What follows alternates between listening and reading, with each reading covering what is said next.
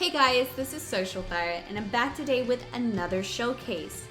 This time we are taking a look at the new free-to-play Intellect Super Saiyan Goku, or Yardrat Goku as he's often called.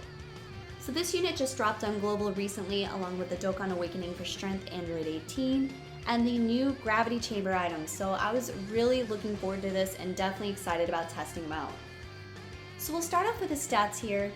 At 100% and level 120, his HP is 10,214, attack is 10,581, and defense is 6,974. His leader skill is Intellect type Q+2, and HP attack and defense is plus 50%.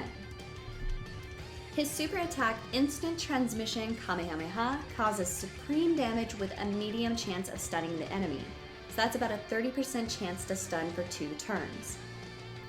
His passive skill, Learning Received on Planet Yardrat, is attack plus 59%. He also has a high chance of evading enemies' attacks, including super attacks, as the first attacker in a turn. So in the first slot, he has about a 50% chance to evade after he attacks. Damage received from normal attacks is minus 59%, and he counters with enormous power as the second or third attacker in a turn. So depending on where he is in your rotation, it may affect which part of his passive kicks in.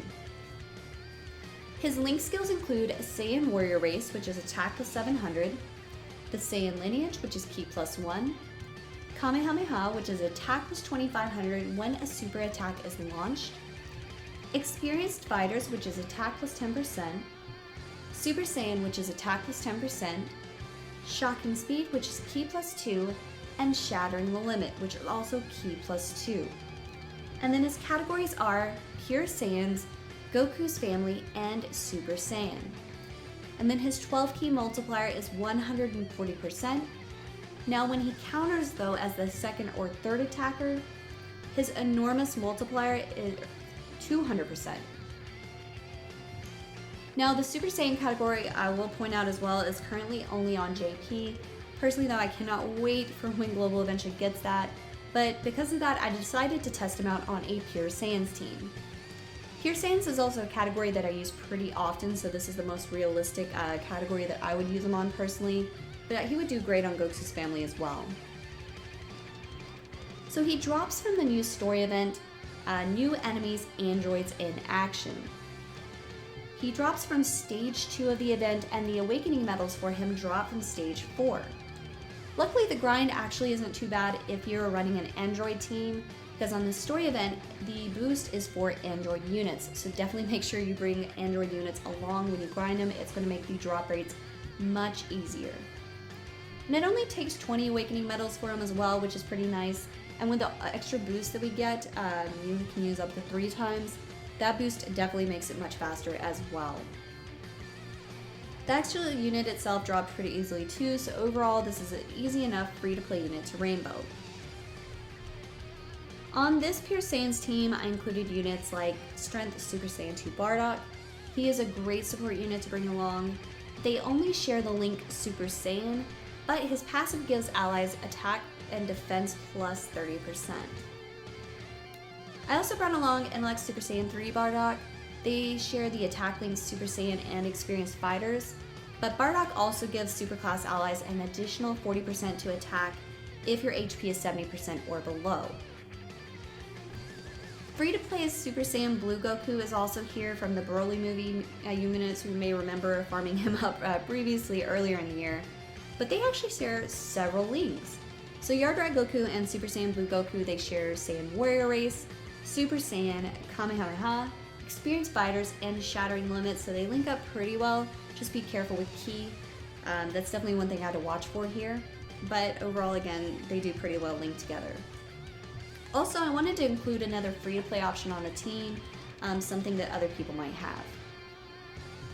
Super Saiyan Blue Evolution Vegeta is obviously here because he's my category lead, but they do share Super Saiyan as well.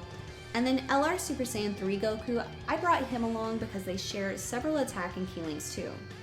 They share Super Saiyan, Experienced Fighters, Shattering the Limit, and Kamehameha, so they also link up pretty decently. For the most part though, I kept him linked up with the free-to-play Super Saiyan Blue Goku. Now this unit is pretty interesting to me. So he's fairly versatile from his passive. So depending on what attacks you have, it really changes whether you want to have him in the first slot or the second slot. I did try to change it up. As you can see here, he's in the second slot and he is countering attacks. Personally though, I really liked him in the first slot because his evasion kicked in pretty often.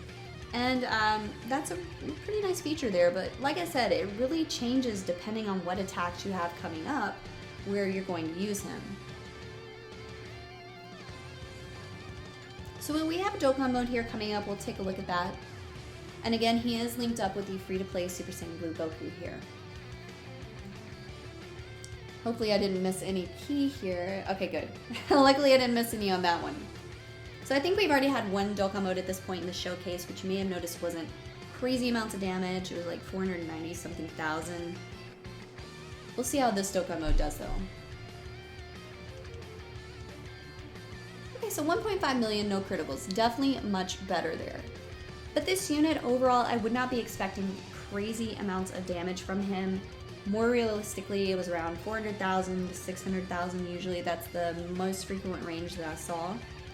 But still not bad for a free-to-play unit. And like I said, that evasion that kicks in is very helpful. I mean, he did evade several super attacks. There were a few super attacks that I wish he had evaded. But overall, I did like testing him out here. And then the counter, it's not going to be insane amounts of damage. The counter is a nice feature though. But his damage reduction is quite nice because, I mean, at least he's able to tank more effectively there too. So like I said, it really just depends on what you have in coming up, where you put him in the rotation. Like this rotation we have here, there's no attacks on the second slot, so obviously I wanted to put him in the first slot. Just keep in mind, evasion is nice, but if you put him in the second or third slot, he will lose evasion. So he will only reduce damage and counter in those slots. So again, just be mindful where you're placing him.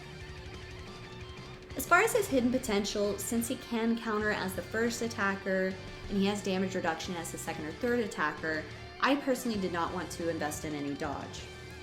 He gets 5 free dodge anyways, so I went max crit and then put the rest into additionals. I felt like that would be most beneficial for him.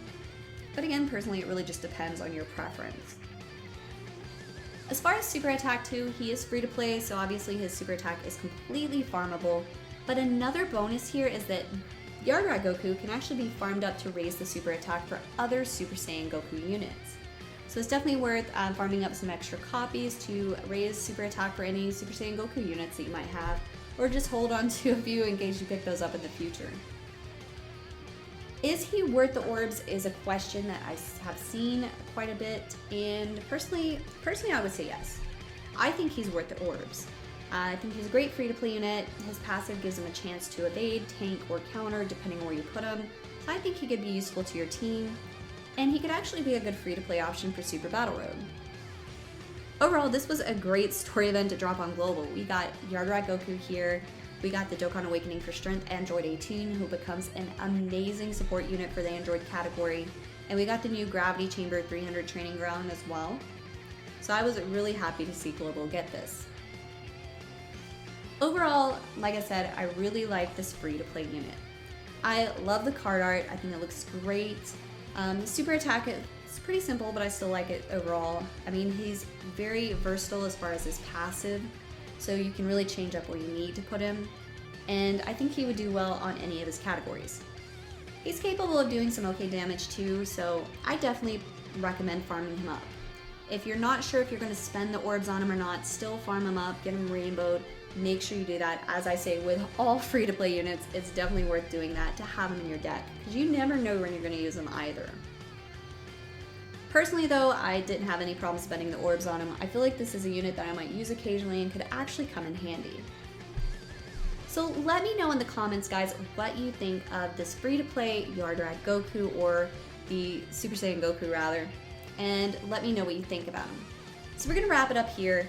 If you haven't already, be sure to like and subscribe, guys, and I'll catch you next time. Thanks for watching. Bye.